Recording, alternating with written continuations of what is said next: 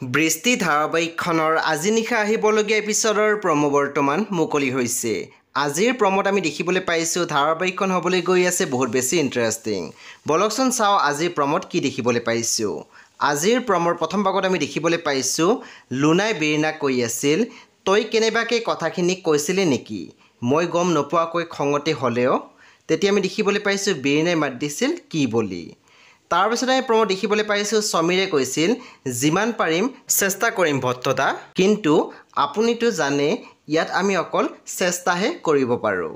তাৰপিছত আমি প্ৰমোদ দেখিবলৈ পাইছোঁ বিৰিনাই লুনাক কৈ আছিল, মোৰ মতে সি এইবোৰ চব সাজি কৈছে বৰমাহঁতক, কাৰণ সি মোৰ লগত কোনো ধৰণৰ সম্পৰ্ক ৰাখিব নোখোজে। তেতিয়া আমি দেখিবলৈ পাইছোঁ লুনাই বিৰিনাক কৈছিল, কিয় খোজা নাই?